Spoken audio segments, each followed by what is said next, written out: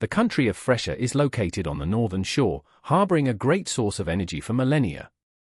A place where people can use their own internal energy to blend with the spirit of the earth and sky. In this country, there exist for great families, considered the four main pillars capable of protecting and nurturing prosperity and greatness throughout the ages.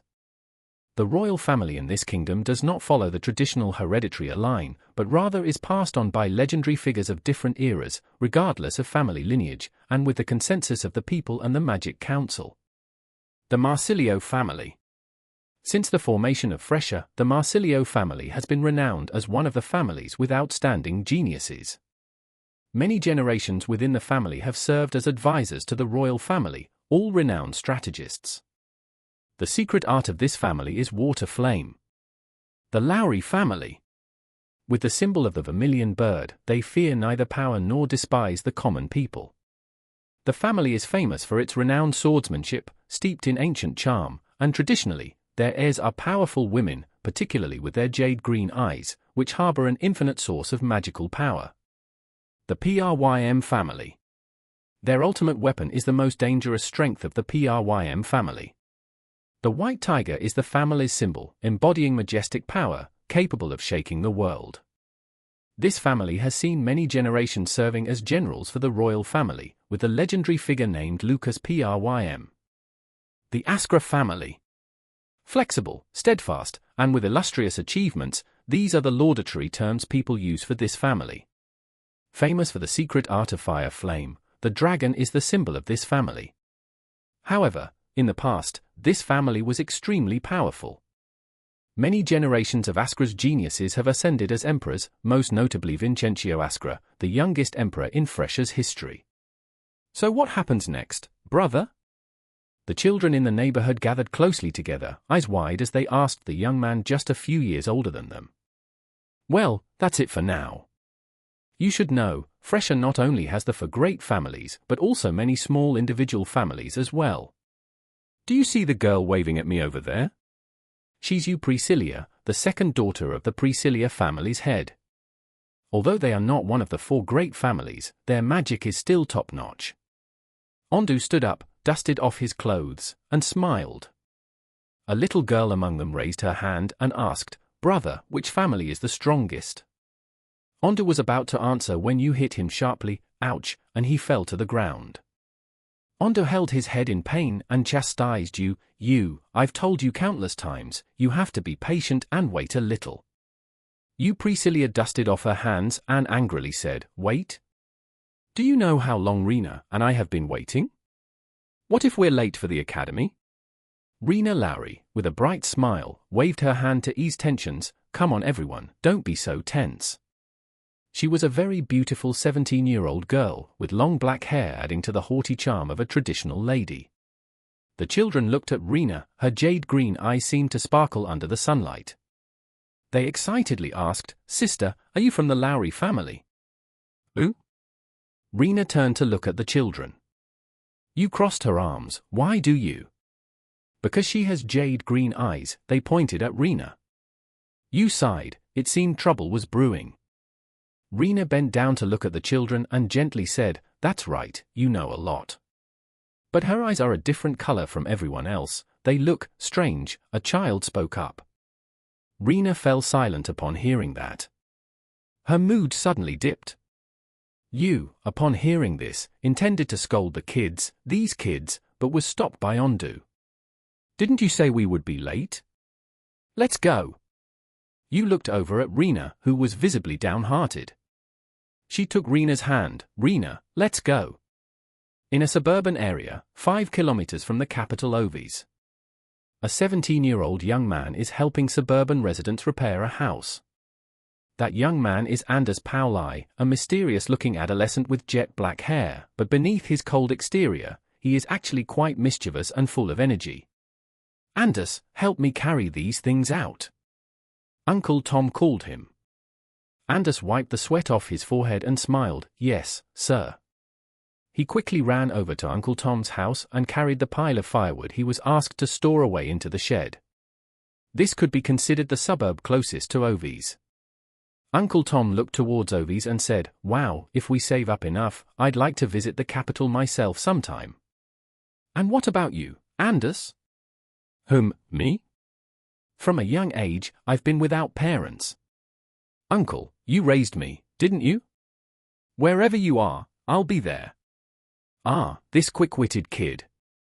Alas, I only know the name Pauli from the necklace around your neck when you were little," sighed Uncle Tom as he remembered the first time he met Anders. 17 years ago, he was on his way home when he heard a baby crying nearby in the bushes. "What's going on? And isn't it a full moon tonight?" Tom cautiously approached the source of the crying and was shocked to find a newborn baby, crying amidst a surrounding flame. Being a learned man, he recognized immediately that it was a kind of fire seal. "This is..." When the baby saw him, it stopped crying. Tom hesitantly approached and saw a piece of paper protruding from the small crib. "The baby's name is Anders. This necklace..." "Pauli?" He lifted the baby up. The baby slowly opened its eyes and moved. Tom looked around and sighed deeply. "Ah, really? Don't be afraid, kid, I'll protect you." Even now, as Anders has grown, Tom has yet to reveal the fire seal to Anders, keeping it a secret except for the necklace and the piece of paper from that time. Anders put down the pile of wood with a cheerful smile. "Uncle, I'm done now." Tom looked at Anders's enthusiastic expression after completing his task and smiled. "Yes, thank you, kid." After a long exhausting day, Anders returned to his wooden house. He took a book from the wooden shelf. The whole room was filled with books about Fressia's formation and its rules, which Andrea found very intriguing. All these books were brought back for him by Uncle Tom each time he went to Ovies for longer business trips. Reading up to page 167, Anders began to feel sleepy. He rubbed his eyes and muttered, "I guess I'm too tired today.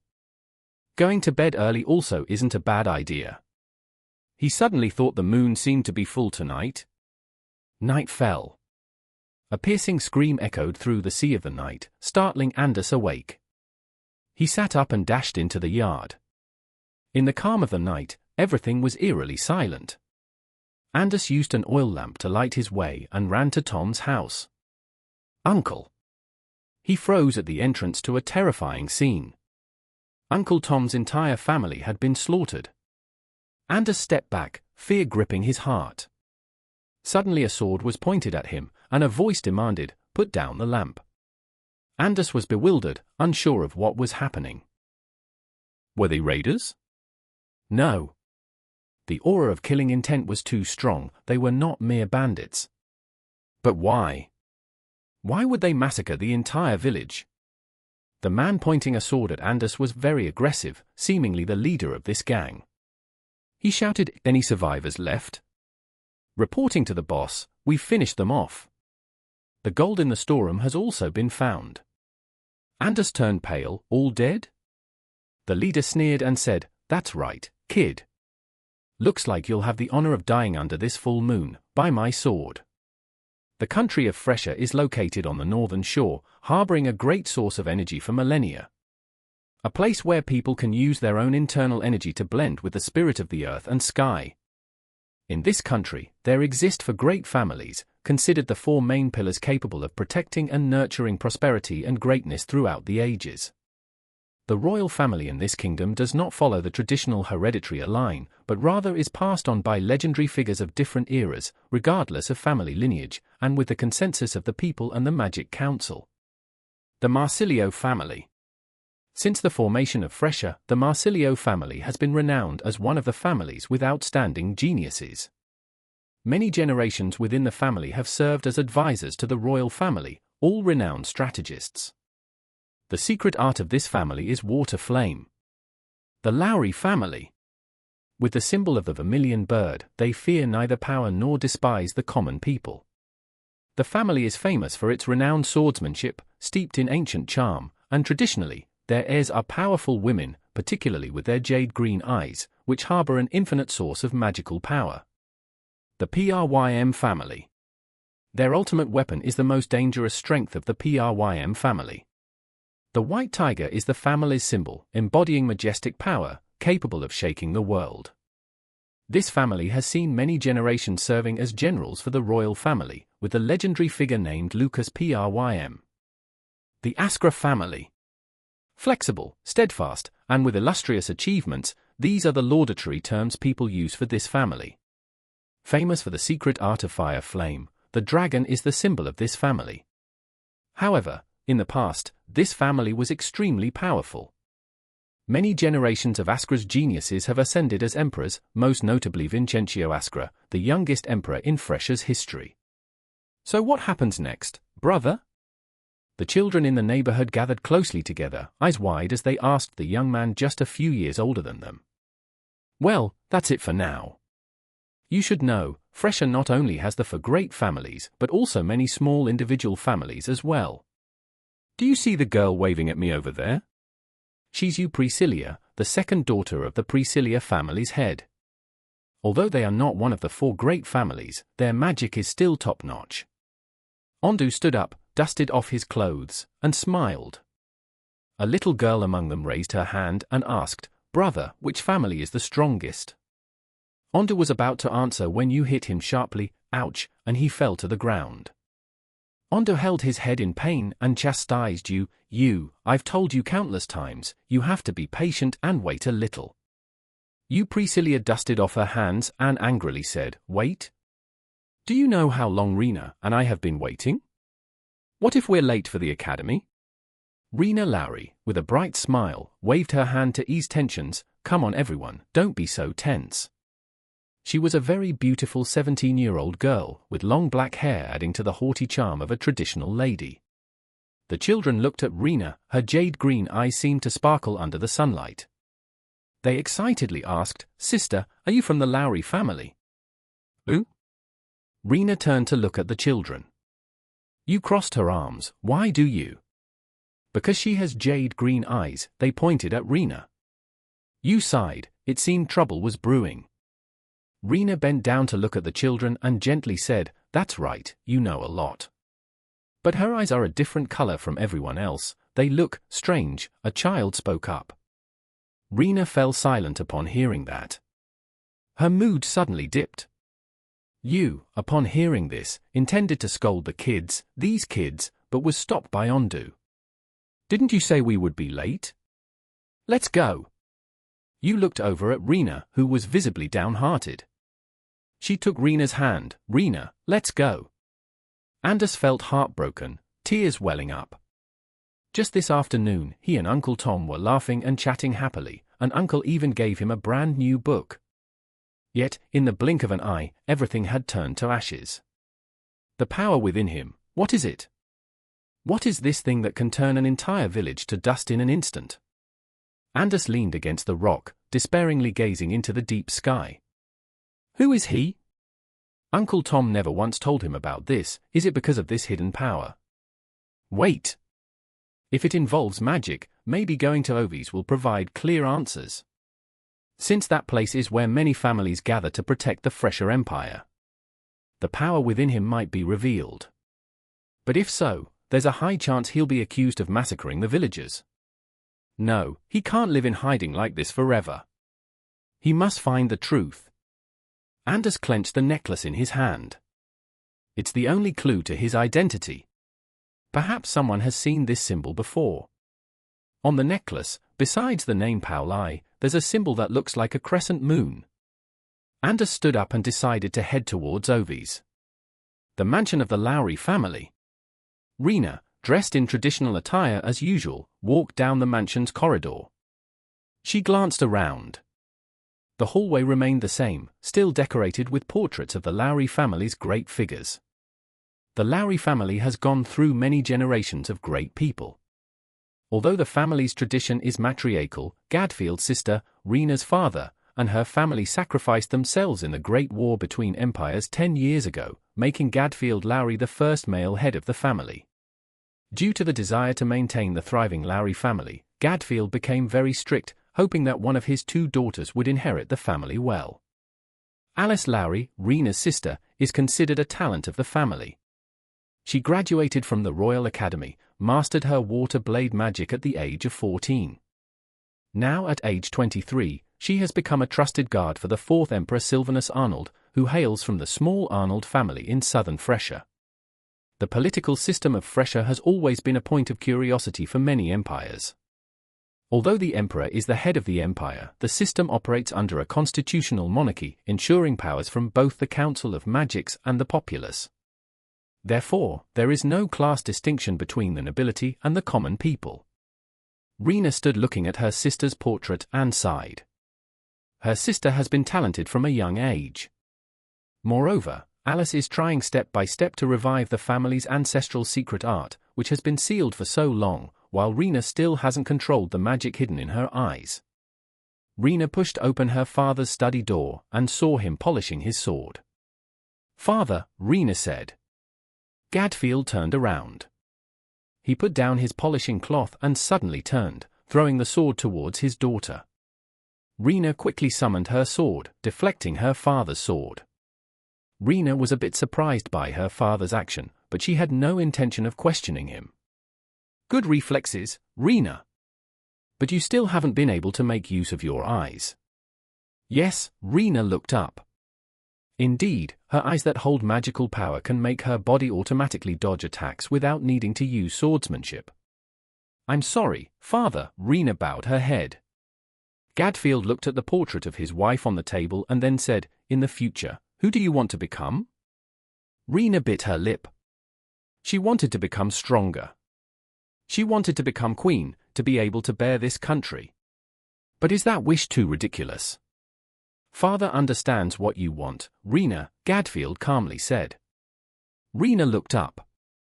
She said nothing more, bowed to her father, and then ran out of the house. Gadfield watched his daughter's silhouette leave the mansion, sighing, this unpredictable nature, just like her mother. Rina ran to the royal arena, a place for students to practice magic. Upon seeing her, Ondu dashed over. "Rina, you're here again today?" "Ondu, weren't you supposed to be on patrol with your dad?" Seeing Ondu, Rina was a bit surprised. Ondu, carrying his bow, shrugged. "Yeah, but I'm playing hooky." "What?" Rina looked at him in surprise. She was a very principled person, so she was dumbfounded upon hearing that. She didn't expect Ondu to defy his father's orders. "What's there to be surprised about? He skips all the time," Yu's voice echoed from behind. Next to her was Myra, the eldest daughter of the Allison family. "Myra, you guys too," Rina looked over. Myra nudged Yu. "No, there's a reason for it. Look over there." All four of them looked towards the practice ground of the arena. A young man with platinum hair was practicing magic with Alice Lowry. He was Roy Marsilio, the only son of fearing Marsilio, the emperor's advisor. "Is that Roy?" "Ah, I knew it." I can't deal with you," Rina joked. They all went over to watch Roy practice. Roy is known to be a very aloof and quiet person, so they mainly wanted to see Alice's techniques. Water arrows. Roy created a water element magic circle, a water bow formed, shooting hundreds of arrows towards Alice. Alice stowed her sword behind her, then clasped her hands, her emerald eyes gleaming. Rina observed her sister closely. Shortwood formation. A defensive magic circle was erected, completely neutralizing Roy's move. While he was distracted, Alice drew her sword, using speed to completely control Roy. The sword was against his throat, leaving him unable to make any moves. Alice withdrew her sword and smiled. "Your technique's good, Roy, but you need more magic power to penetrate the shield." "Yes," Roy bowed, then looked over his arm. Alice gently said, "A break would be nice. I still have to return and receive orders from the Emperor." "You've worked hard," Roy nodded. At that moment, General Lucas returned to the city. Walking past the arena, he saw Ondu leisurely chatting away and quickly approached. "Ondu." "Eek!" "Dad!" Ondu saw Lucas and panicked, hiding behind Rina. "I can't believe you dared to skip. Let's see how I'll handle you when we get home." Alice waved. "Uncle Lucas, don't be so hard. By the way, have you found any leads?"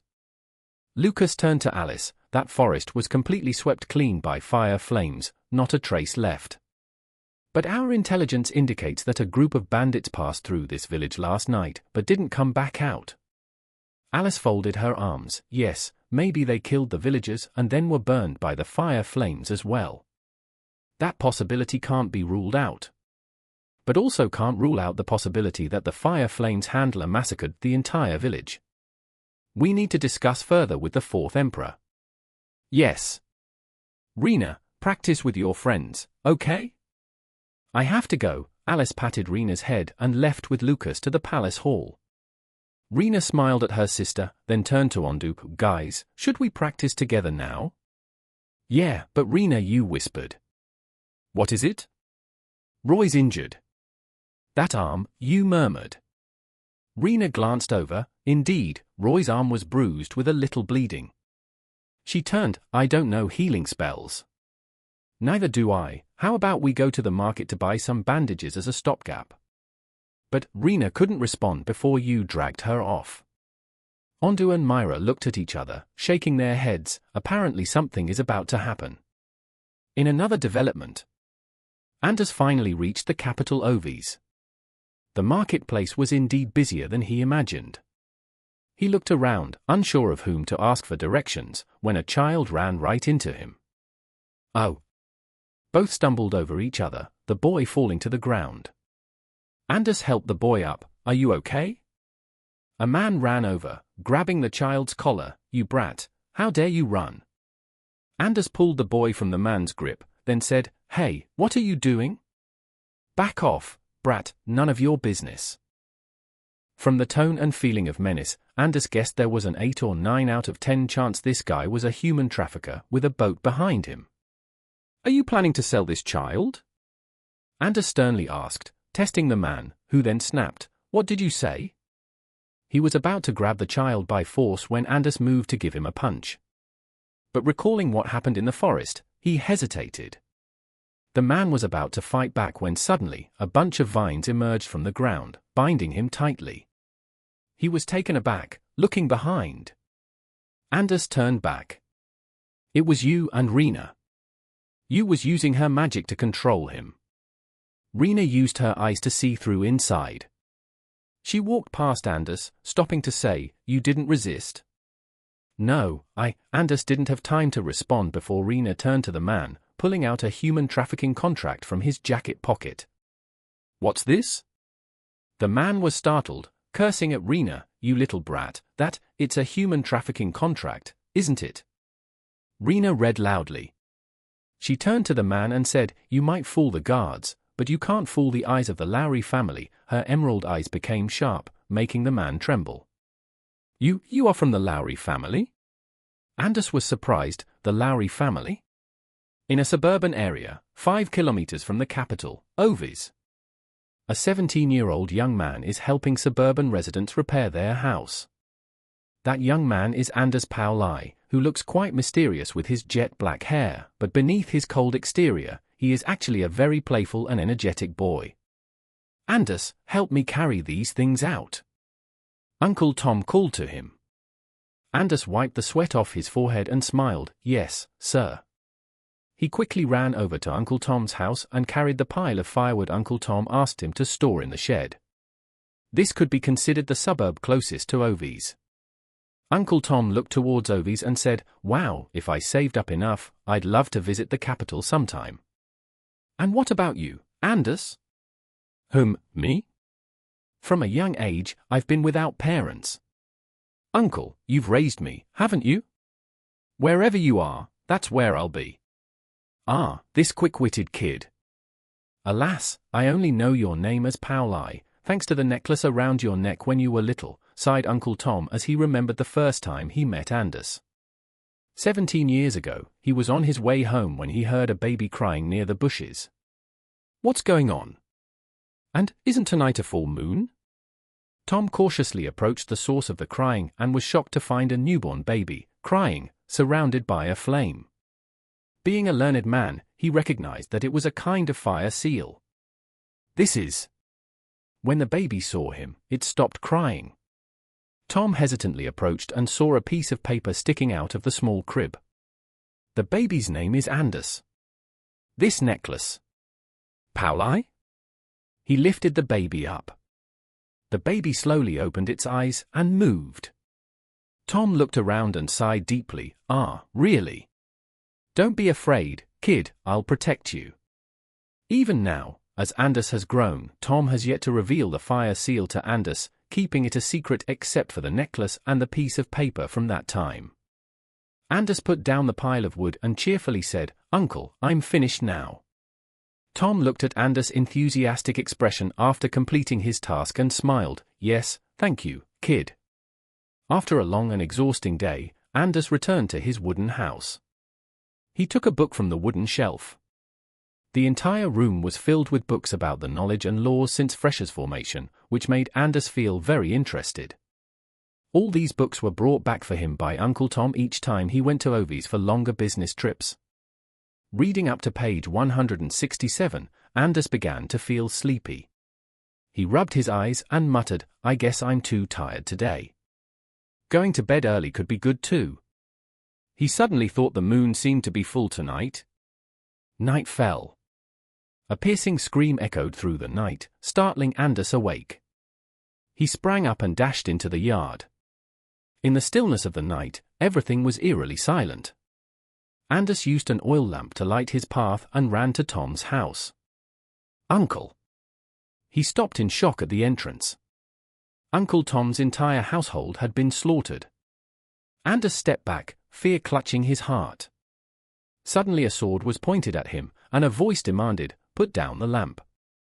Anders was bewildered, confused about what was happening. Were they raiders? No. The aura of killing intent was too strong, they weren't mere bandits. But why? Why would they massacre the whole village? The man pointing a sword at Anders seemed very fierce, probably the leader of this gang. He shouted, "Any survivors left?" Reporting to the boss, "It's all finished. The gold in the storeroom has also been found." Anders turned pale. "All dead?" The leader sneered and said, "That's right, kid. Looks like you're honored to die under this full moon, by my sword." Anders was dumbfounded. Among the documents that Uncle Tom left as a knowledge base for him before, there was a whole chapter about the Lowry family, one of the greatest families in the history of powers. Now seeing it with his own eyes, it truly was a power not to be trifled with. "The laws of Fressia do not allow people like you to run rampant with human trafficking," Rina calmly said. She gestured for you to release him. He frowned, knowing he could do nothing, faced with the skeptical eyes of the people, and then turned and ran away. Anders turned to the other child, asking, "Are you okay?" The child just shook its head. Anders breathed a sigh of relief. Suddenly, Rina's voice rang out, "Are you okay?" Anders looked over. Rina with her sparkling emerald eyes was smiling gently. She extended her hand to help him up. Anders took her hand to stand up. "Thank you." Rina looked at him, the menacing look from earlier gone. She waved her hand. "It's just something normal to do."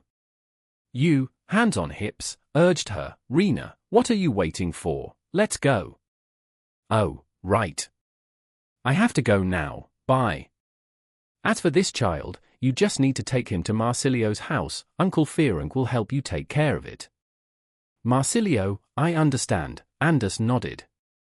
Rina smiled, then turned and ran towards you. The Marsilio family mansion. Contrary to Anders' imagination, it was just a well-built, simple house, except that it had protective enchantments. The child, seeing Anders' hesitation, said, "Brother, will I be sold again?" Anders turned to reassure the child, "No way, don't worry. We'll find someone to help you." Seeing the enchantment surrounding it, Anders was curious and reached out. "Who are you?" A stern voice rang out. Anders was startled, touching the enchantment. A burst of energy spread, lightly burning his hand. "Ouch!" Anders retracted his hand, then winced. "Oh." The man who had just spoken was none other than Fearing. He had just finished work at the Magic Council, wanting to return home to rest a bit. Fearing raised an eyebrow. "Is your hand okay? You should know that enchantments aren't something you can touch carelessly." Fearing looked at Anders' hand that had been burned earlier. The burn healed itself? Anders was surprised, looking at his hand. Seeing the surprised look on the young man's face, Fearing was sure of one thing: the young man still didn't know. Come inside. After hearing about Anders' purpose for coming here, Fearing nodded. I understand your situation. Leave this child with me. We will take him to an orphanage, where he'll be cared for and raised properly. Anders breathed a sigh of relief, bowing in gratitude. Thank you very much. Seeing the energetic and lively boy, Fearing suddenly thought of someone. Young man, do you know what the power inside you is? Anders was stunned. He stammered, what are you talking about?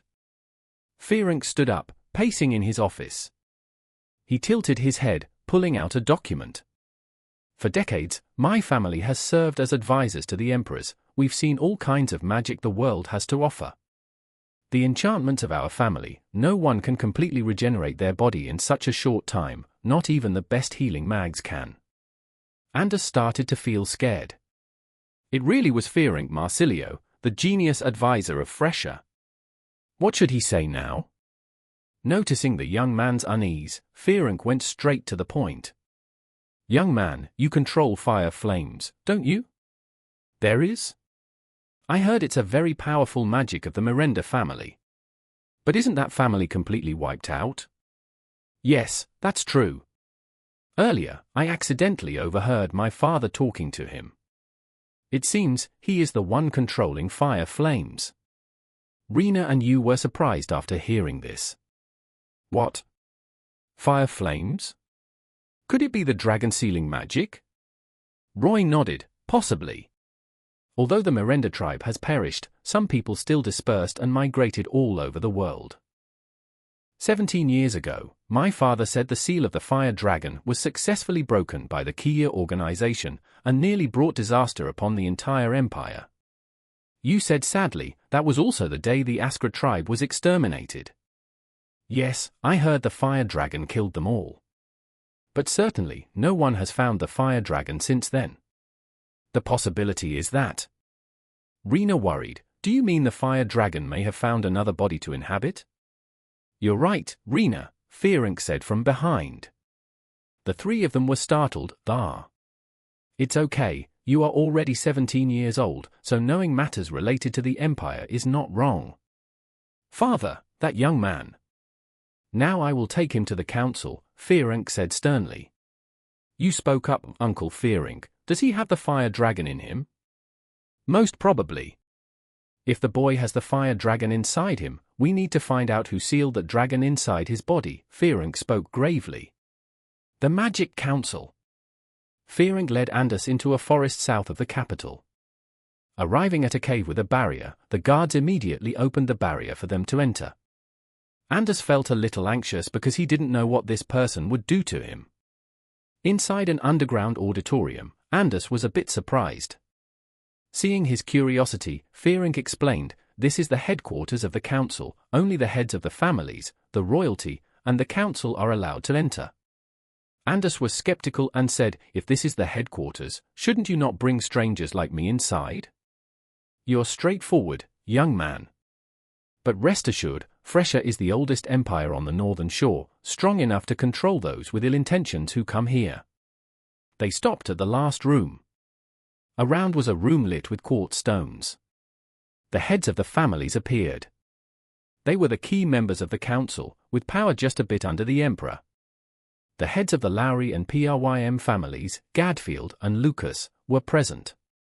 Seeing the young man around their children's age, they both wondered.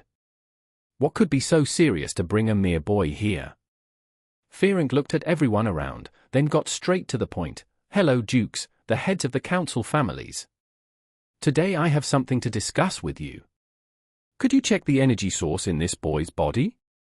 Duke Alex, Yu's father, head of the Priscilla family, smiled. You're still the same, Fearing, still straightforward as ever. Fearing sighed. All right. This matter can't be decided on my own, so I'm discussing it with you, hoping you will cooperate. The family heads began to question this matter. Anders began to worry. But his purpose for coming here was to find answers for himself, so he had no intention of running away. Gadfield, looking at the young man standing next to Fearing, could sense some mysterious power. Alice whispered to her father, "Father, should I go help him?" Gadfield stood up. "I will check myself, Alice." He approached Anders and used the family spell, KHNG bitch. The spell immediately spread, and the council's family heads observed in silence. Anders felt something invading his body. Where is this? Anders felt his mind blur, as if in another space. Alice watched Gadfield from afar. Father is using mind magic. Young man, do you recognize me? Anders in another dimension saw Gadfield before him. He was surprised. You are the head of the Lowry family. Yes, sorry for using this method to intrude into your mind. Now, please, let me check for a moment. Gadfield channeled magic into Anders and discovered a power opposing him. He startled and exited that space. Alice worriedly said, "Father." Gadfield stepped back and reassured, "Alice, I'm fine." Everyone in the council murmured, not knowing what happened. Anders felt extremely confused. Are you okay?" Gadfield looked at Anders and said to the council, "The thing inside him is indeed the fire flames of the fire dragon." Anders felt heartbroken, and tears welled up in his eyes. Just this afternoon, he and Uncle Tom were laughing and chatting happily. Uncle even gave him a brand new book. Yet, in the blink of an eye, everything turned to ashes. What is this power inside him? What is this thing that could single-handedly blow the entire village into ashes in just a moment? Anders leaned his head against a rock, looking hopelessly at the deep sky. Who is he? Uncle Tom never once told him about this. Is it because of this latent power? Wait a minute. If it involves magic, perhaps going to Ovi's will have a clear answer. Because that place is where many families gather to protect the Fressia Empire. The power inside him might finally come to light. But if so, there is a high chance he will be charged with massacring the villagers. No, he can't continue living in hiding like this. He must find the truth. Anders clenched the chain in his hand. This is the only clue about his identity. Someone might have seen this emblem before.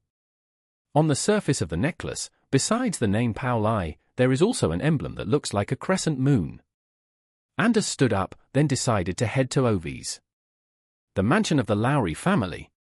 Rina was wearing a traditional outfit as she strode along the hallway of the mansion. She glanced around.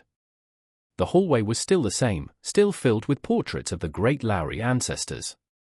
The Lowry family has gone through many generations of distinguished figures.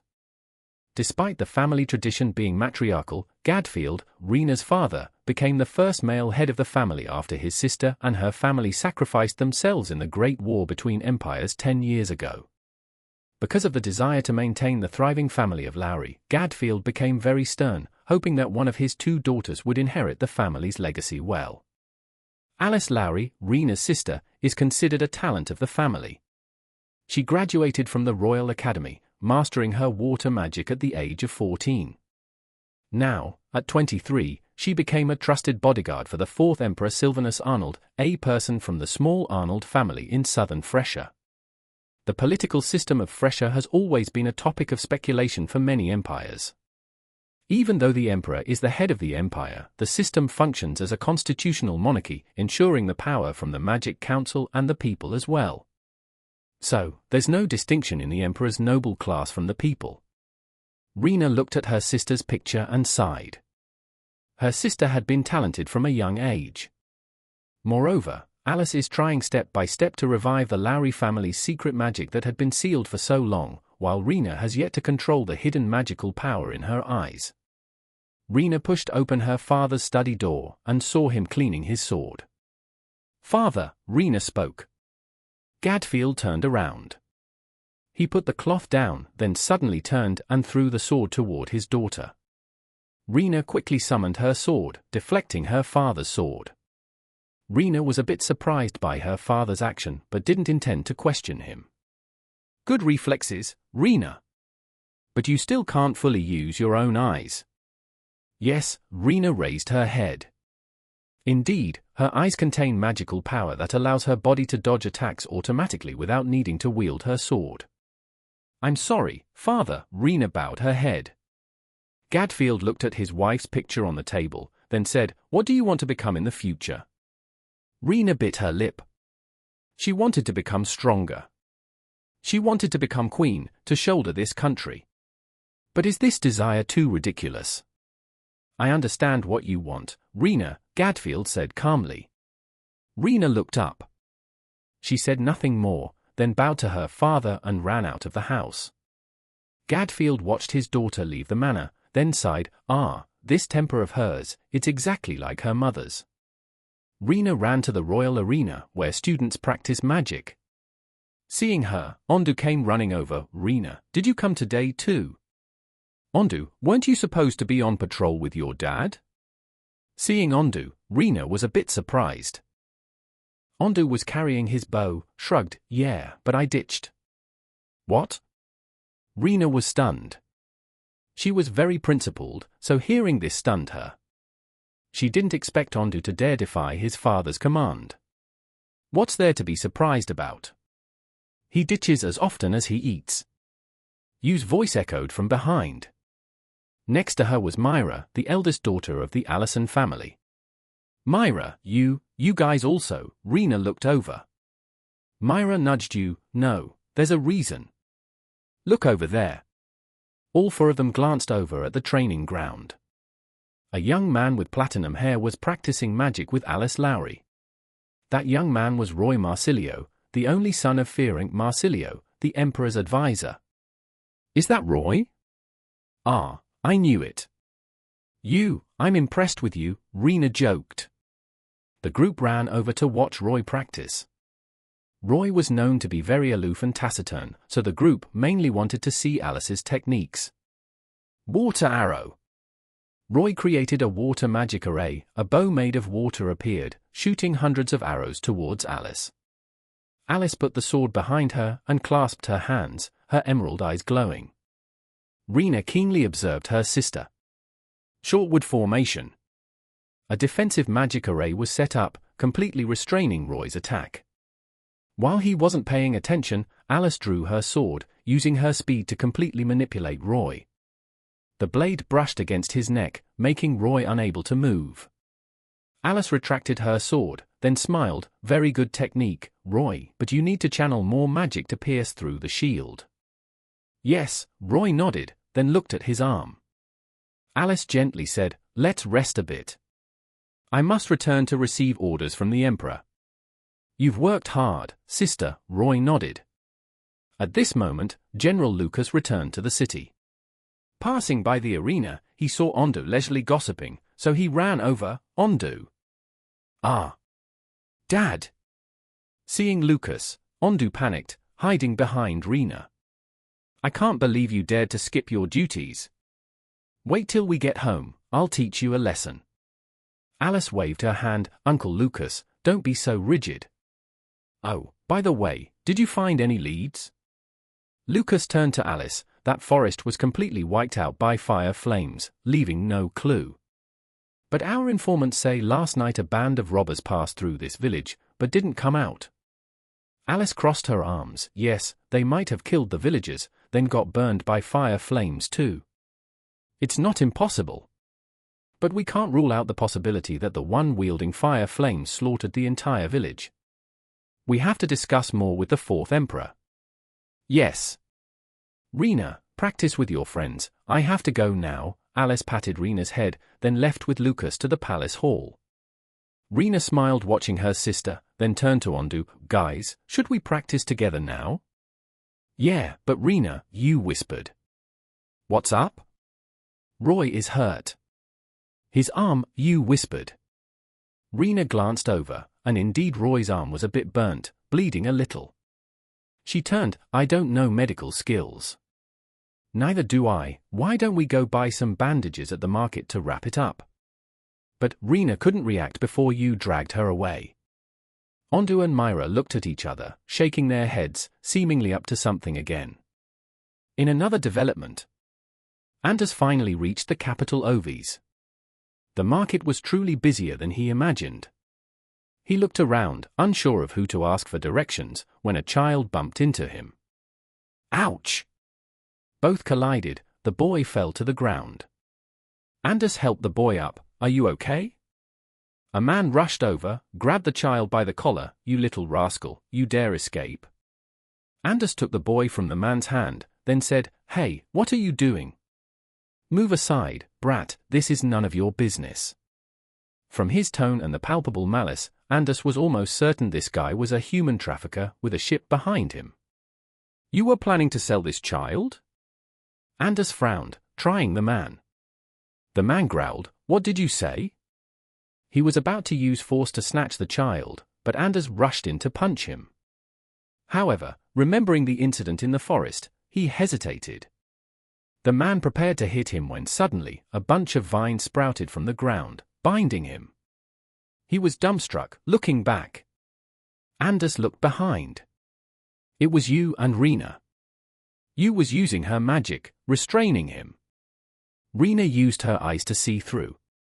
She walked past Anders, paused to say, Aren't you going to fight back? No, Anders hadn't finished before Rina turned to the man and pulled a contract for human trafficking out of his pocket. What is this? The man jolted, cursing Rina, You little girl, that's a human trafficking contract, isn't it? Rina read it out loud. She turned to the man and said, You might fool the guards, but you can't fool the eyes of the Lowry family. Her emerald eyes became sharp, causing the man to tremble. You're from the Lowry family? Anders was surprised. The Lowry family? The rage reached its peak. Anders turned and grabbed the thief's neck. A flash of light flickered. The fire magic circle appeared, instilling fear in the group of robbers. What? You? The Lowry family? Bang! The loud noise startled Rina awake. She sat up. Did something happen? General Lucas, the fire is spreading more and more. The royal guards were desperately trying to put out the fire. Lucas Prym assessed the situation and said to his son, Ondu, quickly call the head of House Fearing here. General, be careful. The fire was spreading towards Lucas and Ondu. Water fire. Fearing Marsilio arrived just in time. The fire was temporarily controlled. Ondu turned to Lucas, Dad, do we need to inform the head of House Lowry? No need, it's just a regular fire, Lucas said calmly. But a voice came from behind, Uncle Lucas, this is not an ordinary fire. Rina, with her emerald green eyes shining, was using her magical eyes to assess the situation. Is that so? Damn, no wonder our regular water fire has no effect on them. Fall back! Fearing shouted loudly. He turned to Rina. Rina, can you see what type of magic this is? This is. Rina was stunned. She still couldn't operate the magic in her eyes. Ondu quickly said, Rina, don't push yourself. It's a fire magic. It's the fire of the fire dragon, a voice came from behind. Rina turned around startled, seeing a man in traditional clothing, his emerald green eyes shining. Dad, Rina was astonished. Rina, how dare you act on your own without your father's permission? Fearing glanced over, let's talk about it later. Lucas, could you and Ondu help for a moment? Lucas and Ondu nodded, then stood in front of the guards. They used earth magic to erect a barrier against the fire. Hurry, Fearing, we can't hold it for long. Lucas gritted his teeth. Fearing smiled, beginning to draw the water fire ceiling magic circle. Before long, a large source of water burst out, breaking down the fire magic barrier surrounding the forest, and completely extinguishing it. After extinguishing the fire, Lucas ordered the guards to search for clues around. Rina intended to use her eyes' power to help them, but her father, Gadfield, stopped her. What are you going to do now? Father. I want to help them, Rina stammered.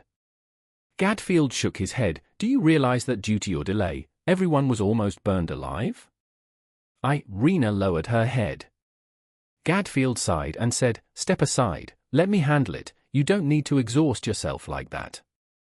Anders couldn't help but worry. Hearing the Royal Guard team searching around, he quickly left that spot and found another hiding place. Lucas looked around. Did you find anyone suspicious? General, no one. The entire village was massacred. The bodies have all turned to ash. We can't determine what caused their deaths. Anders poked his head behind a rock, eavesdropping on their conversation. Lucas sighed. Sigh, if the Lowry family's secret technique could return, it would save us the trouble. Let's head back. We need to report to the royal family. Everything returned to the original silence. On the other side of the forest, Anders sat down in fear. He raised his ash-stained hands, trembling. What's going on here? The desolate scene just appeared in his mind. He doesn't remember what he did. Just when he woke up, seeing the fire raging across the village already. Suddenly, a small spark appeared on his hand, raising his doubts. What am I? Anders was heartbroken, tears welled up. Just this afternoon, he and Uncle Tom were laughing, having a good conversation, and Uncle even gave him a brand new book. Yet in the blink of an eye, everything had turned to ashes. What is this power inside of him? What is this that can turn an entire village to ashes with just one hand in the blink of an eye? Anders leaned his head against the rock, looking despairingly at the deep sky. Who is he? Uncle Tom never once told him about this. Is it because of this latent power? Wait. If it's related to magic, maybe going to Ovi's will have clear answers. Because that's where many families gather to protect the Fressia Empire. This power inside him might be revealed. But if that's the case, he might very well be accused of slaughtering the villagers. No, he can't live in hiding like this forever. He must find the truth. Anders tightly held the necklace in his hand. This is the only clue about his identity. Maybe someone has seen this mark before. On the face of the necklace, apart from Paulie's name, there's a crescent moon-shaped mark. Anders got up and decided to head towards Ovi's. The mansion of the Lowry family. Rina dressed in her usual traditional outfit, walking briskly through the mansion corridor. She glanced around. The corridor was the same, still the pictures of the great Lowry ancestors. The Lowry family has been through many generations of remarkable people. Although the family's tradition followed matriarchy, Gadfield, Rina's father, and his family sacrificed in the Great War between empires 10 years ago, so Gadfield Lowry became the first male head of the family. Because of his desire to maintain such a prosperous family like Lowry's, Gadfield became very strict, hoping one of his 2 daughters would succeed the family well. Alice Lowry, Rina's sister, is considered a genius of the family. She graduated from the Royal Academy, mastering her water blade magic at 14. Now, at 23, she became a trusted bodyguard for the 4th Emperor Sylvanus Arnold, a person originating from the small Arnold family in southern Fressia. The political structure of Fressia has always been something that many empires question. Although the emperor is the head of the empire, the system exists as a constitutional monarchy, ensuring powers from the Magic Council and the people. Thus, there's no class distinction between the noble emperor and the people. Rina stood looking at her sister's picture and sighed. Her sister had been talented from a young age. Moreover, Alice was trying to revive the Lowry family's secret technique, which had been sealed for so long, while Rina still couldn't control the hidden magic power in her eyes. Rina pushed the door to her father's study and saw him polishing his sword. "Father," Rina spoke. Gadfield turned around. He placed the cloth down, then suddenly turned and threw his sword at his daughter. Rina quickly summoned her own sword, deflecting her father's sword. Rina was a bit surprised by her father's actions, but she had no intention of questioning him. "Good reflexes, Rina. But you still can't quite utilize your eyes." "Yes," Rina raised her head. Indeed, her eyes contained magic power, allowing her body to dodge attacks automatically without needing to use sword skills. "I'm sorry, father," Rina lowered her head. Gadfield looked at his wife's image on the desk and said, "What do you want to become in the future?" Rina bit her lip.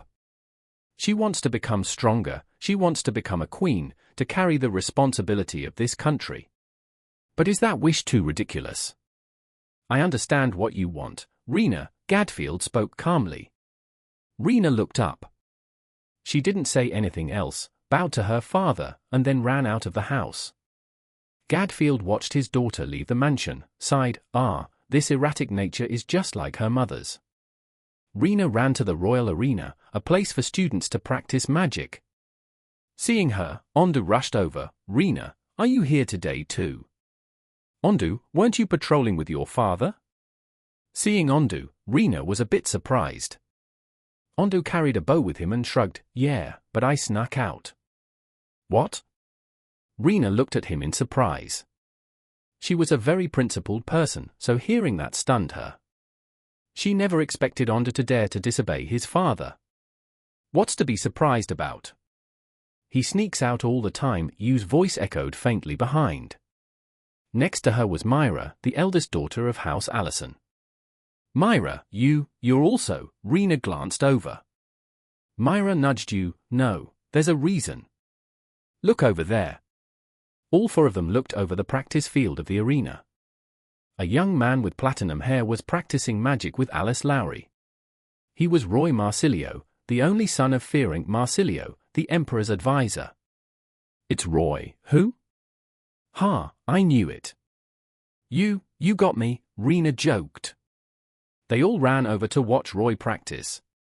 Roy was known as a very aloof person, and quite a few words, so they mainly wanted to see Alice's techniques. Water arrow. Roy created a water magic circle, a bow of water materialized, shooting hundreds of arrows toward Alice. Alice stored her sword behind her back, then clasped her hands together, her emerald eyes glowing. Rina observed her sister closely. Short tree formation. A defensive magic circle was erected, completely suppressing Roy's move. Seizing the moment when he wasn't paying attention, Alice drew her sword, completely controlling Roy with speed. The sword's edge was against his neck, leaving Roy unable to react. Alice withdrew her sword and smiled, the technique is good, Roy, but you need to use more magic power to penetrate the shield. Yes, Roy bowed, then looked at his arm. Alice gently said, time to take a break now. I have to return to the Emperor for orders. You've worked hard, Roy nodded. At that moment, General Lucas returned to the city. Passing by the arena, he saw Ondu idly chatting and came running. Ondu. Dad. Ondu saw Lucas and panicked, hiding behind Rina. I can't believe you dared to skip your duty. Let's see what I do to you when we get home. Alice waved her hand. Uncle Lucas, don't be so rigid. Oh, by the way, have you found any leads? Lucas turned to Alice. That forest was completely swept clean by the fire. Our intelligence suggests a band of robbers passed through that village last night, but they didn't seem to come out. Alice folded her arms. Yes, maybe they killed the villagers and were then burned by the fire. That's a possibility. But we also can't rule out that the one wielding the fire was the one who massacred the village. We need to discuss this with the fourth emperor. Yes. Rina, practice with your friends now. I have to go. Alice patted Rina's head, then left with Lucas to the palace hall. Rina smiled at her sister, then turned to Ondu. Are we practicing together now? Yes, but Rina, you whispered. What's up? Roy is hurt. His arm, you whispered. Rina glanced over, and indeed Roy's arm was injured, blood trickling. She turned to you. I don't know healing techniques. Neither do I, maybe we should go buy some bandages at the market. But Rina didn't have time to react before you pulled her along. Ondu and Myra exchanged resigned looks. It seemed like they had some mischief planned. In another development, Anders had finally arrived at the capital Ovis. The market was even more bustling than he had imagined. He looked around, unsure of whom to ask for directions, when a child bumped into him. Ouch! They both collided. The boy fell to the ground. Anders helped him up. Are you okay? A man rushed over, grabbing the child. You brat, trying to run away. Anders took the boy from the man and said, Hey, what are you doing? Get lost, kid, it's none of your business. Judging by his manner and the menacing aura, Anders was sure 8 or 9 out of 10 that this man was a human trafficker, especially with his ship docked there. "Are you trying to sell this child?" Anders faced the man seriously, intending to test him, but he grew angry. "What did you say?" He was about to use force to take the child, but Anders lunged at him, prepared to punch. But remembering the incident in the forest, Anders hesitated. The man was about to attack Anders when, from the ground, a mess of vines appeared and bound him tight. He was startled and turned around. Anders looked back. There stood Yu and Rina. Yu was using her magic to restrain him. Rina used her eyes to see through inside. She walked by Anders and stopped to say, "You're not resisting." "No, Anders didn't have a chance to respond before Rina turned to the man and pulled out a human trafficking contract from his pocket. "What is this?" The man was shocked, swore at Rina, "You little, it's a human trafficking contract, right?" Rina read it aloud. She turned to him and said, "You might fool the guards, but you can't fool this eye of the Lowry family." Her emerald green eyes turned sharp, intimidating the man. Are you from the Lowry family?" Anders was surprised. "The Lowry family? Mom, I'm home." Ethan called out as he entered. A woman wearing a Guardian Squad uniform came out. "Ethan, you're back. And this boy must be Anders, right?" Anders was a bit surprised to hear her mention his name. There was no need to say, Ethan had already prepared everything. Anders politely said, "Yes, I am Anders Powley." "Ethan, take him inside, I've already prepared dinner." "Okay," Ethan smiled happily, then pulled Anders inside. The kitchen had been cleaned, and the food had been prepared. Anders looked around, then asked, "Aren't you having dinner, Ethan took a bowl and said, That's just how my mom is. She's always busy at the border. The fact she managed to cook a meal is impressive. Eat up." Anders felt somewhat shy. He bowed his head. "Why are you so nice to me?" Ethan paused, then rested his chin on his hand, looking at the young man. How should I put it? I don't know, I'm a lot like my dad, a person who often worries about others. Wherever there are people in trouble, he and I will always reach out to help. Plus, you really remind me of someone I deeply respect." Anders raised an eyebrow. "Respect? Don't tell me you think I look like your grandfather?" Ethan burst into laughter. "This kid, you know how to joke. Eat up. From now on, this house will welcome you as well, kid. The Lowry family. Focus on your legs, speed up a bit more." Alice swung a sword in front of Rina, using a stern tone to train her younger sister. Gadfield sat in a corner, silently observing his 2 daughters. Slash and male romance. Rina concentrated on her legs, quickly slipping past her sister's sword line, then delivered a kick aimed at her face, but Alice raised her hand to block it in time.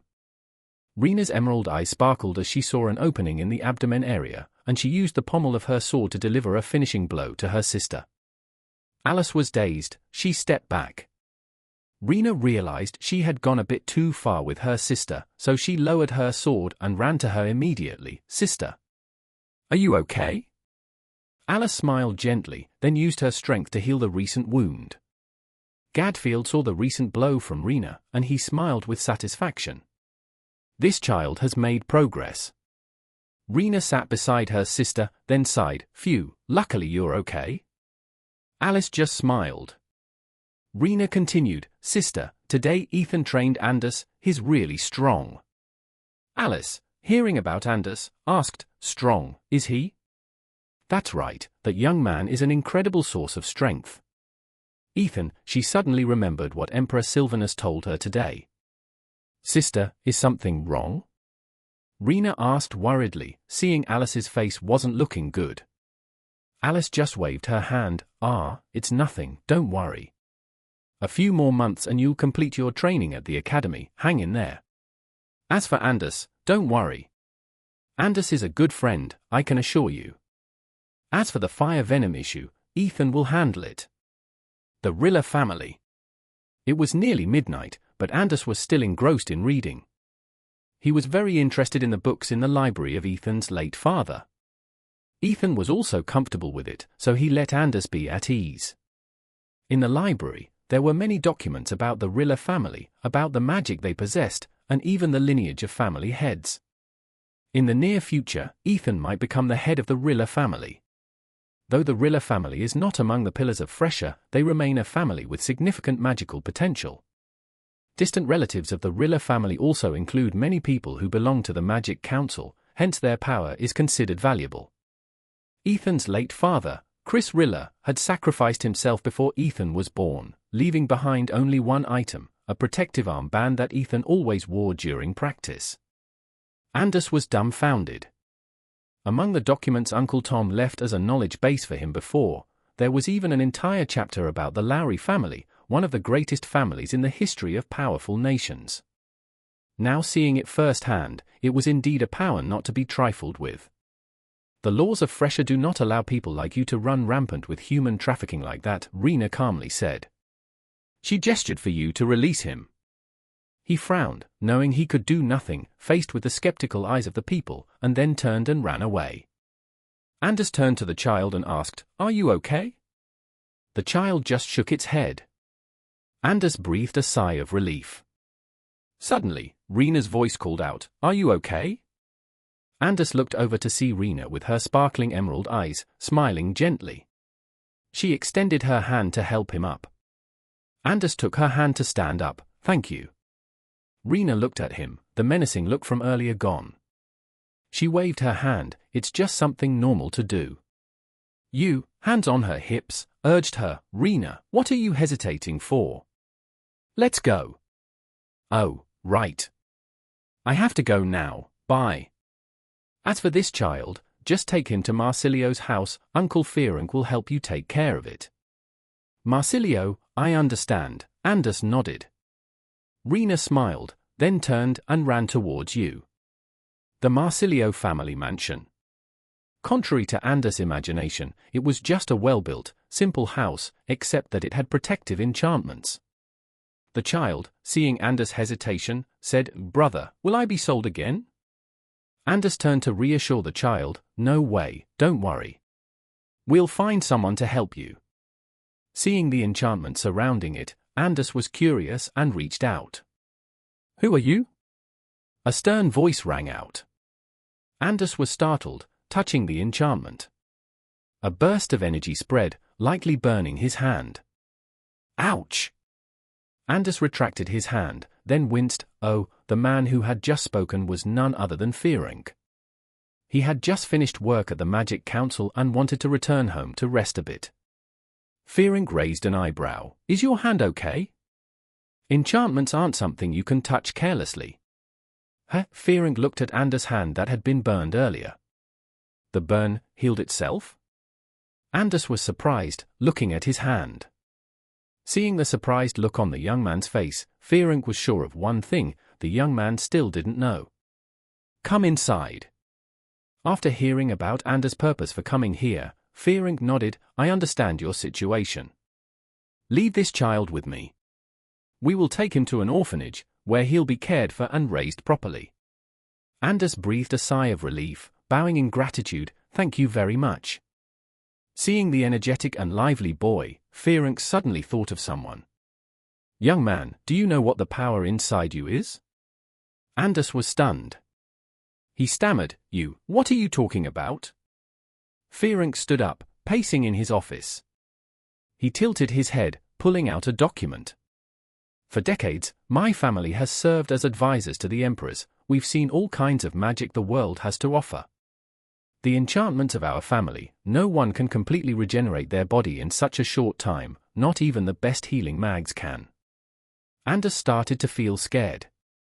It really was Fearonk Marsilio, the genius advisor of Fressia. What should he say now?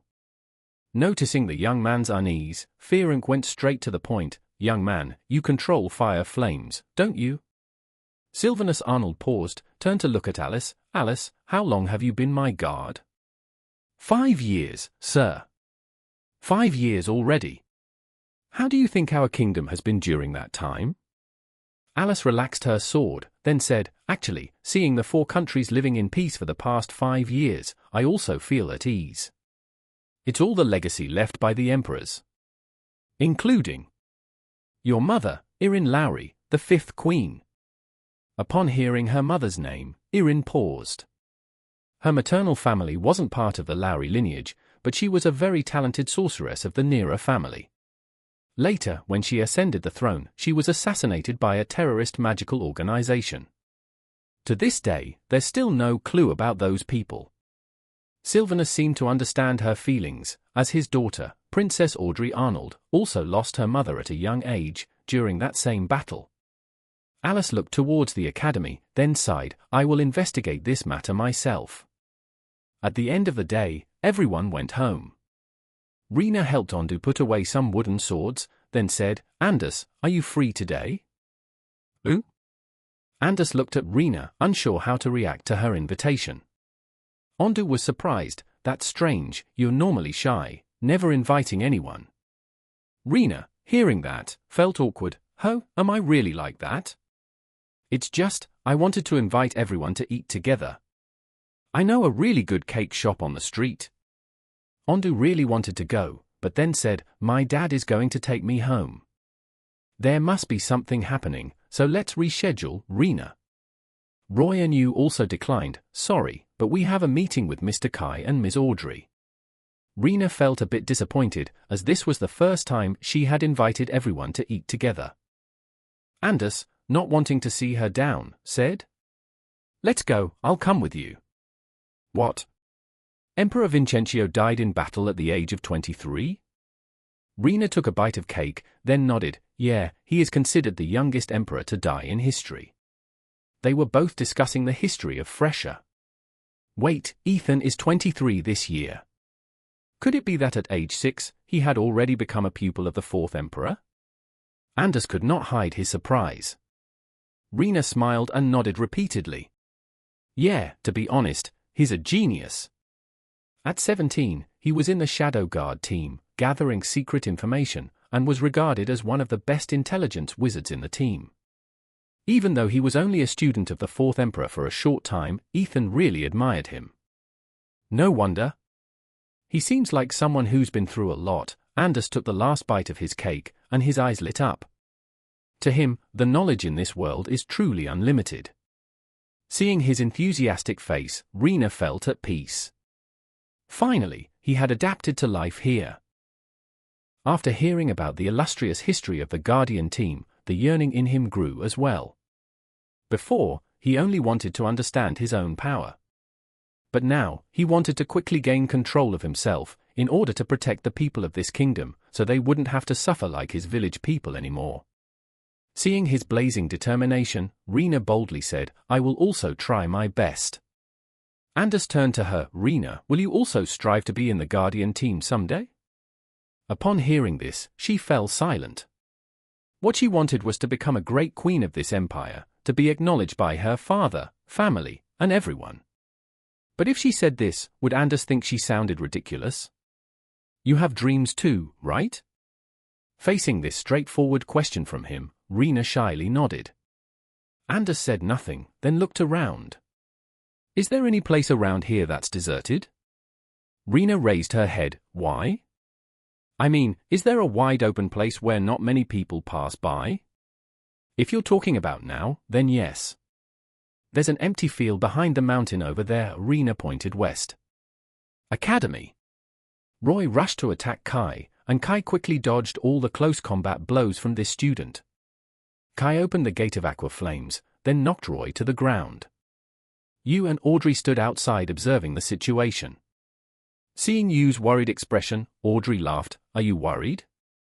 Miss Audrey, Teacher Kai seems a bit harsh, Yu stammered. Audrey folded her arms. Didn't you say that if Roy got injured, you would be the one to heal him? It seems like you're not very proficient in medical skills yet, right? Yes, my parents don't want me to be proficient in the healing arts, but want me to fight more, Yu said dejectedly. In fact, she wanted to become a healing mage, also because of Roy, who always got injured from training, making her feel very hurt.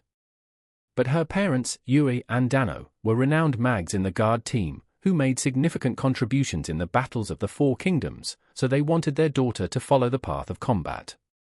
Audrey sat down and spoke slowly. Do you really think that healing mags only need to go to the battlefield to heal? What do you mean? Knowing a bit of combat skills is still better. Teacher Kai has taught you guys already. If there are people supporting the front line, it will be better. Only 30% of Fressia's population can use magic, reducing even 0.1% of the combat capability. It would be quite troublesome. You. Audrey smiled and said. You nodded in understanding. So, I can both learn how to fight and how to heal, right, teacher? Yes, believe in yourself, Audrey patted Yu's head.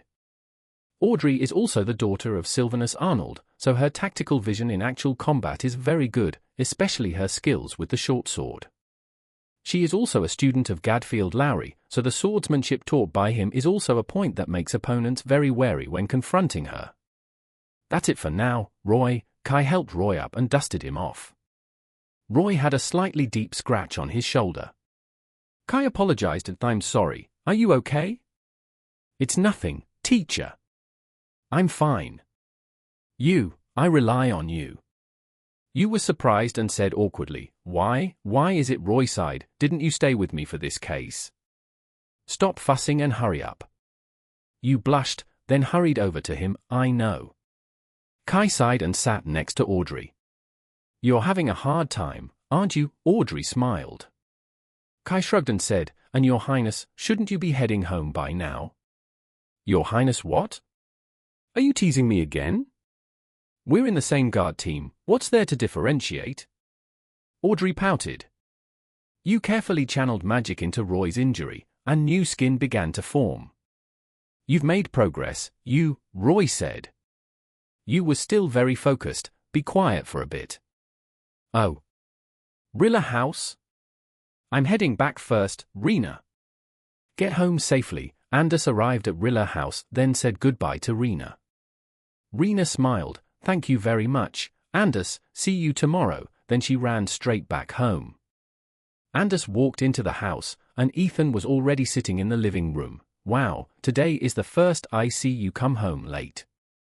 Oh, yeah, Aunt Amelia hasn't come back yet, right? Oh, she's out for 3 days. Have you eaten yet? Today Teacher Kai said you've made a lot of progress, you even broke Roy's wooden sword. Ha ha, it must be that his sword was rotten, Anders laughed. Ethan closed the book, no, that sword is definitely the best when you can operate your magic power balanced with the material it's made of. While fighting with you, I'm sure Roy forgot about that point. Oh, really? At this pace, I can control my power, right? Anders said excitedly. Ethan ruffled his hair and said, That's right, kiddo. Your brother will be less busy with training you. Oh, by the way, I asked some colleagues at the guard team to borrow some books, I've placed them in your room already. Great! Anders rushed upstairs, completely forgetting about dinner. Ethan sighed and looked at the photo frame in the living room. It was a photo of him, another friend, and the 6th Emperor Vincentio. Teacher, Brother Mark. In every era, there are always passionate people like that, right? Every week, Anders was taken to the council by Ethan to test his own strength. 3 months had passed, and the council hadn't seen any signs of the fire dragon's power leaking, so they gradually became less cautious around him. Gradually, Anders integrated with everyone at the academy, becoming one of the students with outstanding academic achievements even though his class was nearing the day of the guard mage selection exam. What did the teacher say? I will also be able to take the selection exam like the others? Anders was overjoyed to hear the news from Teacher Kai. Yes, Ethan and some others are about to transfer to another unit, so the guard team is in great need of mags with good combat ability and strategic vision. So, all of you must try your best, understand? Kai glanced through the names on the list. Rina stood next to Myra and Yu, yawning. Myra suddenly asked, Rina, couldn't you sleep? Rina rubbed her eyes. Yes, my sister had to get up early this morning. I heard that someone from Kerma is coming today. Kerma? The neighboring kingdom of Fressia? Why are they coming here? I don't know, but the guard team has been sent to the border quite a lot, so there must be something important. Even Ondu was summoned to the meeting today. Rina looked around and then stopped at Yu's bandaged arm. You? Your arm. Yu looked at her bandaged arm, then said, "Oh, this, just used healing magic the wrong way, don't worry." Who? And the person you treated, are they okay? I told you, fighting more isn't always better, you need to balance both things, right? We are female mags, how can we compare physical strength with the boys? Myra frowned. Roy stood nearby, hearing Myra scold Yu, and smiled. The wound on his shoulder had completely healed, thanks to that clumsy girl. At the palace, Sylvanus, along with Alice and Audrey, was heading to the large guest room where the Kerma royalty would be received. Halfway there, Sylvanus said to Audrey, "Audrey, you go ahead." "Father, is there something wrong?" Audrey lowered her sword. "I see that my trusted guard seems to have something difficult to say." He looked at Alice. Caught by his sharp gaze, Alice said nothing. Audrey sighed and said, "Okay, I'm going." "Sir," Alice stammered.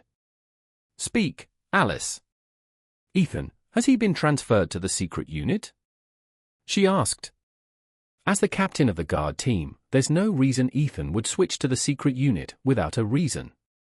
"Alice, I've told you not to meddle too much in the Rilla family matters," Sylvanus said sternly.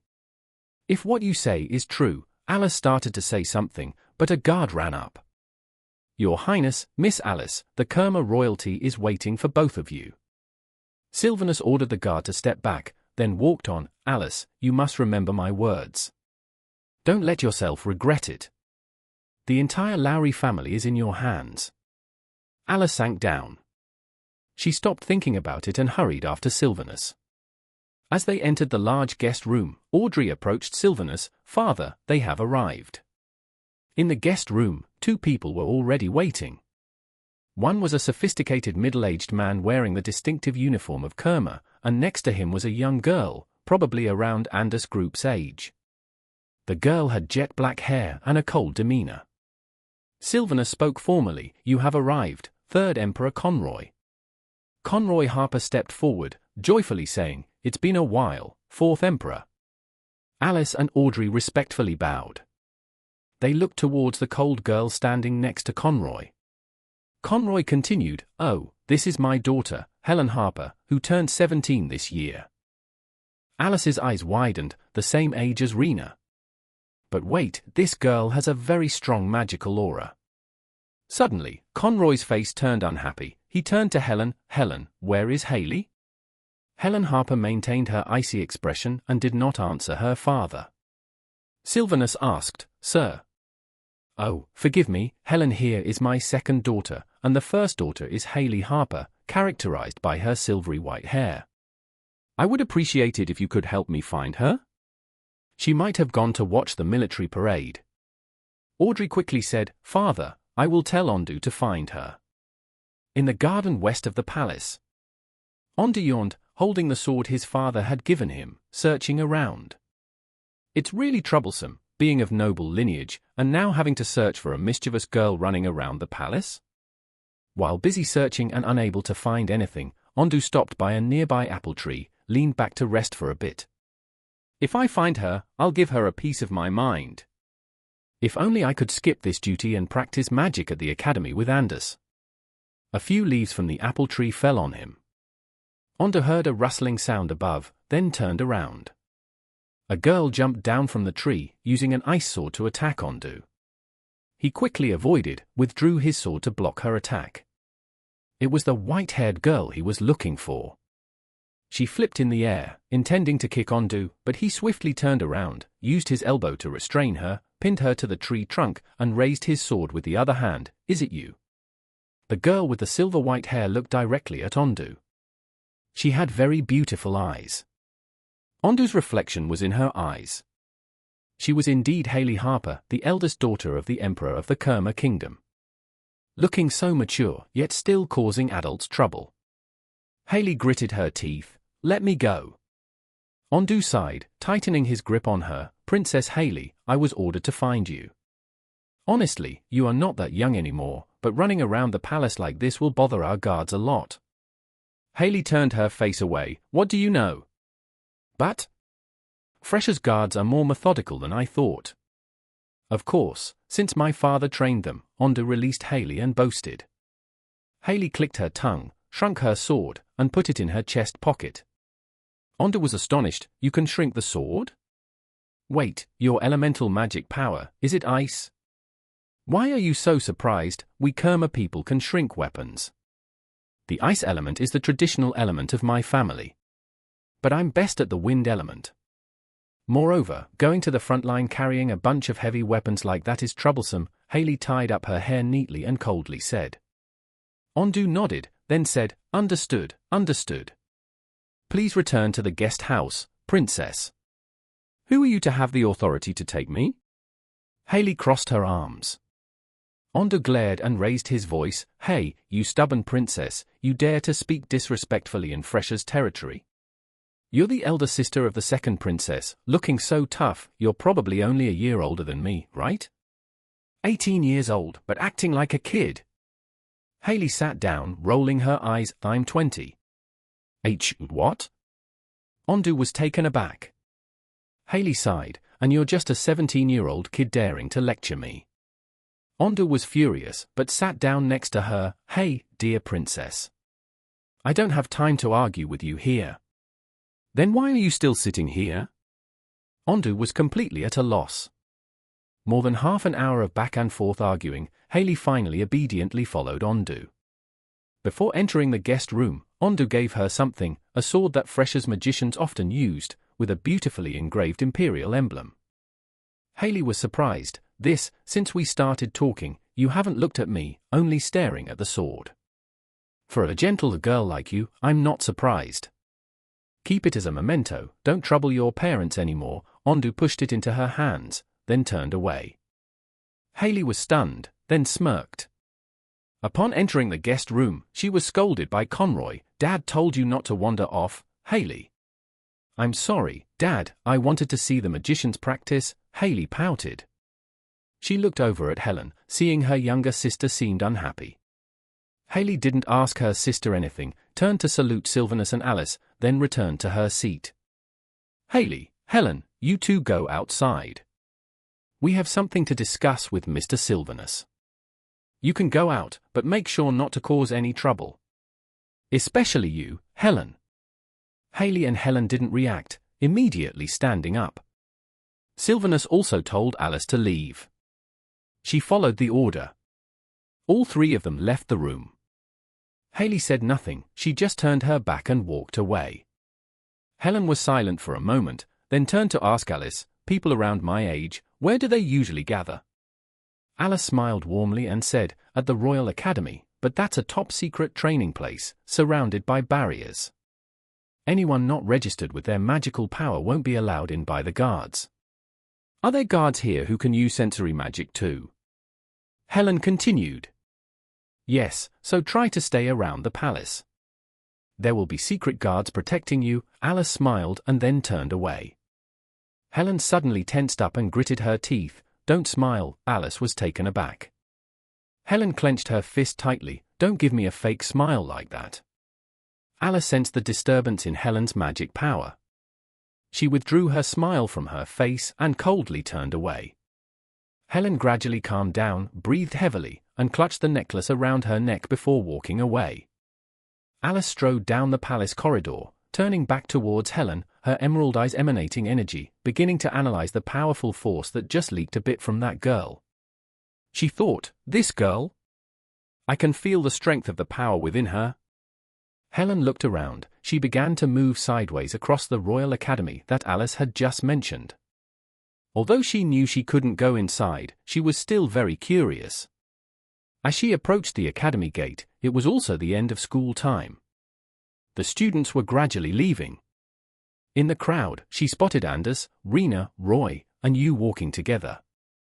They seemed to be chatting happily, which made her really upset. Roy stopped.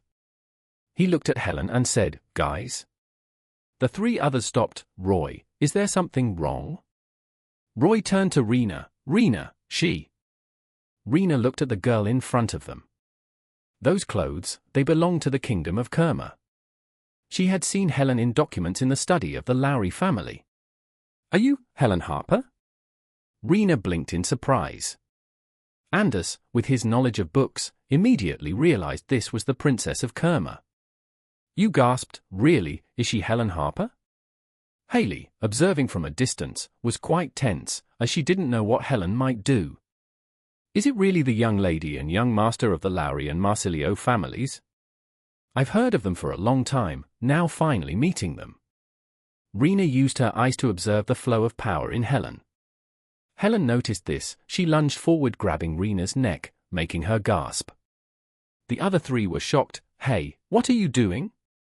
Haley, standing nearby, clicked her tongue, intending to intervene when Ondu appeared, grabbing her arm. You better not get involved. What right do you have to stop me? Let go, Haley frowned. Ondu coldly replied, your father ordered not to cause a big scene in Fressia. If you stop her now, both of you will face punishment.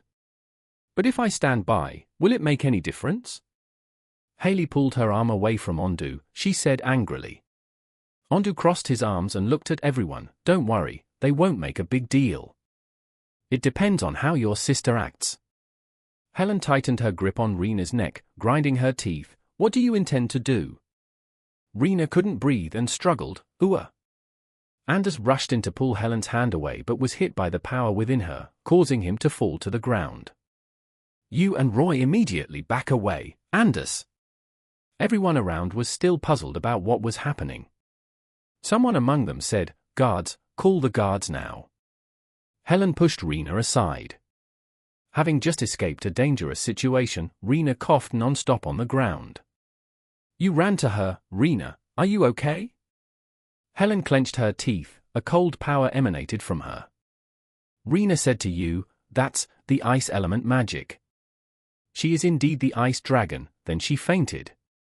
Anders shouted worriedly, Rina.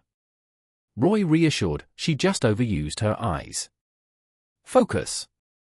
Anders looked at Helen. It was the first time he encountered ice element magic, he truly didn't know how to stop her. It seemed something was causing this loss of control. Ondu stood by observing the situation. Haley was worried, could it be, this is not. Helen's cold eyes shifted, she created an ice lance, and rushed toward Roy. Roy was ready to defend, but a wall of fire element rose in front of him, destroying Helen's ice lance. Everyone was astonished. Even Ondu was surprised, could it be? Haley's face tightened, it's the fire dragon? Roy was surprised, turning to see Anders using that magic power. He was astonished, how could he control that power so quickly? But things weren't as simple as he thought. The power within Anders was growing. Anders worriedly clenched his other hand, wait, not okay. At this moment, the guards appeared. Helen began to lose control and charged at Anders. Before Anders could react, Ondu rushed out, using the Prym family's sword to block Helen's lance. This situation has gone far enough. Anders, take this, Ondu handed him a pill, specially concocted by the Rilla family, helping control the fire heart flow within him. Anders immediately took it, his body felt lighter and returned to normal. At this time, a man appeared. It was undoubtedly the Emperor of Kerma, Conroy. He released a dispelling magic on Helen.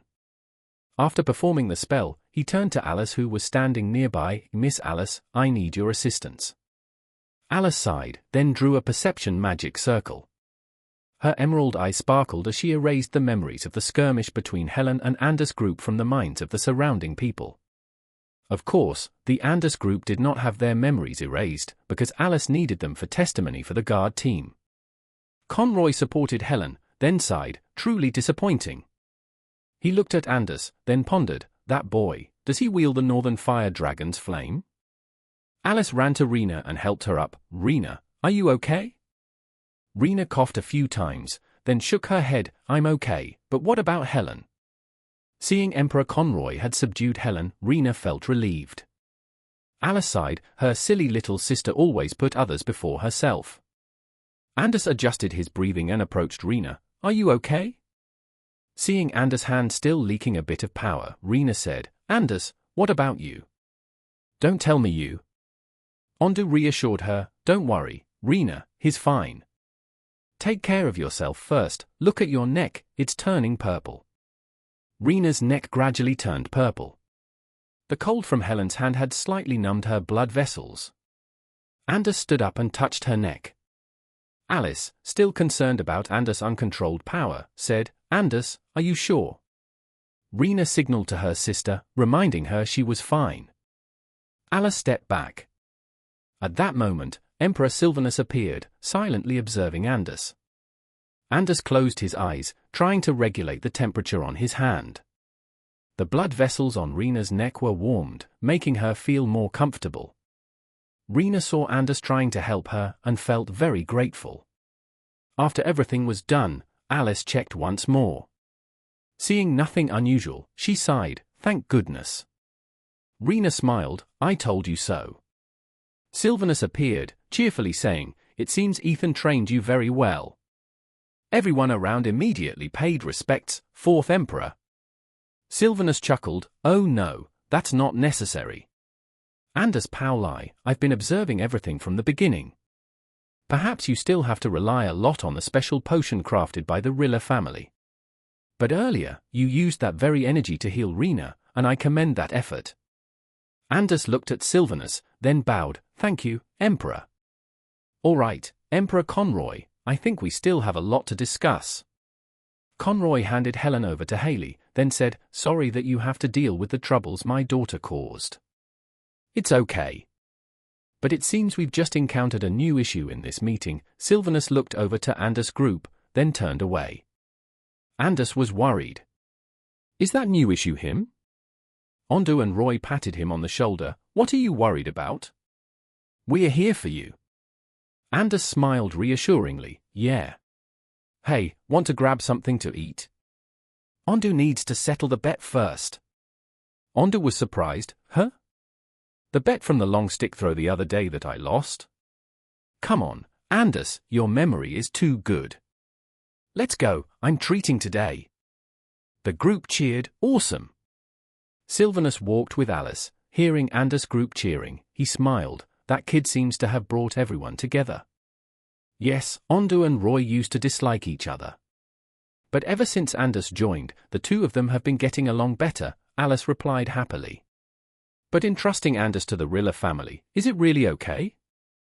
In the conference room. "Today's matters were beyond my expectations, Conroy." Sylvanus looked at him. Conroy sighed, "The Kerma Empire is not like Fressia. We maintain the tradition of passing down from parent to child, so the ice magic system is always transmitted from generation to generation. Helen and Haley are no exceptions." "Yes, but according to Alice's report, my personal guard, that girl possesses the ice system of the Northern Ice Dragon." "Exactly. Among the 4 northern countries, only Kerma and Fressia possess the Primal Dragon's magic system. Perhaps Helen and the boy named Anders are the chosen ones? Although our elemental system is ice, never before has anyone in the previous generation possessed the dragon's ice system, except for Helen. Even my late wife, the biological mother of the girl and her siblings, didn't even know how to use magic. Do you think it's likely that the ability lies with Helen?" "What are you saying?" "Princess Helen was a very cheerful person from a young age, that's my first impression. But as she's grown, particularly now, she surely experienced something." "Indeed. Since she was 15, her behavior has been very strange. To the extent that once, she almost cost Haley her life." "Is that true?" Sylvanus was surprised. Yes, he must have heard. It was the border skirmish with the small northern nation of Ego, just north of Kerma. That time, Haley was leading the guard team into battle, including Helen. During that time, Helen suddenly lost control and attacked her sister. Haley almost didn't make it that time, but thanks to a very skilled healer passing by, she survived to this day. "I've heard about it before, that was Audrey, my daughter. That time, she was on a secret mission with Ethan Rilla in Ego," Sylvanus sighed. "Thanks to Audrey, the relationship between Kerma and Fressia has grown stronger right now. After that incident, I took Helen to the Empire's Power Analysis Center. They said the girl harbored the Primal Dragon's ice system, but from when it's unknown. Perhaps from then on, she's become more easily angered, speaking coldly and aloof. Conroy said wistfully. Sylvanus leaned back in his chair. If that's the case, why did you let Haley stay close to the girl? Since that time, Haley had to rely on perception-oriented mags to heal the hurt caused by her younger sister's attack. The situation improved, but I still want the girl to become stronger to face it. The reason she runs around watching the guards practice is partly to make herself stronger, to prevent Helen from doing harmful things to the people. I see. Sylvanus looked out the window. It seems this world still holds many strange things indeed. Returning to the Rilla's house, Anders, as usual, stopped by the kitchen. Today Ethan also didn't come home. For days have passed. Since joining the Shadow Guard team, the house has become quite empty. Anders sat in the kitchen having dinner, then suddenly remembered the years he lived in his old village. After the incident there, Lucas Prym and Alice decided to make graves for the victims in the village. Anders gradually got used to life in Ovies, but he still had many questions about his origins. He didn't think he was someone with an ordinary background. He tidied up the house for a while, then went out for a walk. Going to the night market, he met Ondu and Roy, who were buying ice cream together. Ondu, Roy? He called. Anders? Ondu and Roy turned around. This surprised Anders a bit. When they first entered the academy, he thought Ondu and Roy didn't like each other. Now seeing them buying ice cream together was a bit unfamiliar. Oh, we just got back from a meeting with the fourth emperor. Our old folks are still lazing around at Lowry's house, discussing important matters with the emperor. Well, since you're here, what ice cream flavor would you like? It's on me, Ondu said cheerfully. At a grassy area 300 meters from the market. The starry sky tonight was very beautiful. Anders, I heard Ethan joined the Shadow Guard team. How did you know? Oh, it was mentioned in the meeting earlier. Strangely, when they mentioned Ethan, the family heads chased us out. Ondu, you shouldn't talk about this to too many people, right? Roy said calmly while biting a piece of ice cream. Ondu pouted in response, but you said it was okay when we met you and Myra earlier, didn't you? After hearing that, Roy fell silent and turned away. Anders chuckled. Was Rina at the meeting? Of course she was. The Lowry family presided over the meeting, so she had to be present. Alice had to be with the guard team performing protection duties for the two princesses of Kerma, while the Emperor of Kerma had to return to address important matters, returning in 3 days. It's kind of pitiful, right, Roy? That thing we mentioned earlier? Anders put down his ice cream stick. Did something happen? It was about Princess Helen of Kerma. Her father, Uncle Gadfield, blamed her for being careless, which resulted in her getting injured, Roy sighed. Anders nodded after hearing this. Ondu added, Uncle Gadfield is often considered the demon among the 4 great families. When I was little, I once invited Rina to skip class and go to the forest to pick acorns, and as a result, he scolded us thoroughly. She cried a lot during that incident. Anders recalled Rina's gestures. She was timid and afraid to express her feelings, and now he understood why. Alice is considered a genius, personally taught by Emperor Vincentio from a young age. So she's really skilled. She's proficient in combat skills and also skilled in healing. I heard she's learning how to use the Lowry family's secret magic too. Secret magic? If I remember correctly from my reading, that's magic that can control the power of the North Shore Fire Dragon. Anders quickly realized. Because he read about that in Rilla's study. Yes, but it seems like the magic isn't something that can simply be learned. It also depends on other factors. So Anders, you need to try harder. I understand. But do you guys really want to be friends with me? Roy was puzzled. Why ask such a weird question? Oh, it's because, Anders stammered, and Ondu knocked on his head, I bought ice cream for you, which means I consider you a friend, you silly. We all come from big families, so no one dares to be close friends with us. But you are so passionate with me and Roy, we have to reciprocate. And don't think we're only hanging out with you because you're alone. We genuinely want to be friends with you.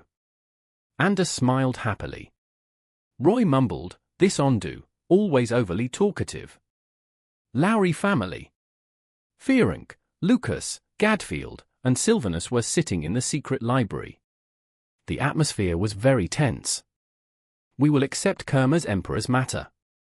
But, Your Majesty, who do you intend to choose to control the fire dragon within Anders? Sylvanus sat silently for a while and then said, the magic power of the Lowry family leans towards seal dissolution, so I cannot take risks. Alice still hasn't found a solution to use that magic, and Rina lacks the experience to explore it. Gadfield said, I have an idea, Your Majesty. A person opened the door and stepped inside. It was a man with an appearance resembling you, Priscilla. He was wearing the robe of an S-rank guardian mage. Dano? Lucas raised an eyebrow. Dano greeted Sylvanus and then said, I can control it. What makes you so confident? You're only good with the earth element, not sealing. When it comes to sealing, the Askra family is the best. Fearonk's jealousy towards the Priscilla family was very evident. Fearonk, I know that in that battle, because of me, your wife, Bella, was severely wounded, but enough. Fearonk said angrily. Bella Marsilio, his wife, was a very skilled healing mage. She specialized in the wood element, so she was very knowledgeable about medicinal herbs. In a battle that happened quite some time ago, because she tried to use healing magic for Dano and his wife, Bella's eyes were irreparably damaged by the enemy. In that situation, you could have used a barrier to block those double blades for my wife. For a healing mage, eyes are everything. Yet now, you're shamelessly here talking about your sealing magic or whatever? Lucas stopped Fearonk. Fearonk, stop it. Do you want our families to clash again? Sylvanus, furious, slammed his hand on the table, silence all of you.